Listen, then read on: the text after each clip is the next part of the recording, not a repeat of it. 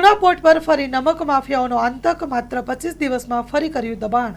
કચ્છના તુણા પોર્ટ પર અગાઉ દીનદયાળ પોર્ટ દ્વારા દબાણ દૂર કરવામાં આવ્યું હતું। ફરી આ વિસ્તારમાં નમક માફિયાઓની દાદાગીરી સામે આવી છે। થોડા સમય પહેલા લોકોમાં આશા જાગી હતી કે હવે કાયદો અને વ્યવસ્થા મજબૂત બનશે, પરંતુ ચોંકાવનારી વાત તો એ છે કે માત્ર 25 દિવસમાં જ ફરીથી નમક માફિયાઓએ એ જ જગ્યાએ દબાણ કરી મીઠાના કામની શરૂઆત કરી દીધી છે। આ ઘટનાએ તંત્રની કાર્યક્ષમતા અને કડકાઈ પર મોટા પ્રશ્ન ઊભા કર્યા છે।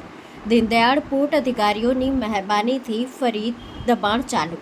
સ્થાનિકોમાં ભારે રોષ છે। લોકોનો સીધો સવાલ છે કે શું આ માફિયાઓને કાયદાનો કોઈ ડર નથી? શું આ લોકો પર રાજકીય કોઈ આશીર્વાદ છે કે પછી ડીપીટીના કેટલાક અધિકારીઓની સંડોવણીથી આ ગેરકાયદે પ્રવૃત્તિઓ ફરી શરૂ થઈ રહી છે?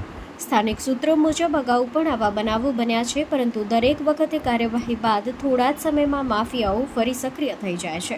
આથી સ્પષ્ટ થાય છે કે ક્યાંક ને ક્યાંક તંત્રમાં ખામી છે, અથવા કોઈ મજબૂત સપોર્ટ સિસ્ટમ આ માફિયાઓને મળતી હોય તેવી શંકા ઊભી થઈ રહી છે।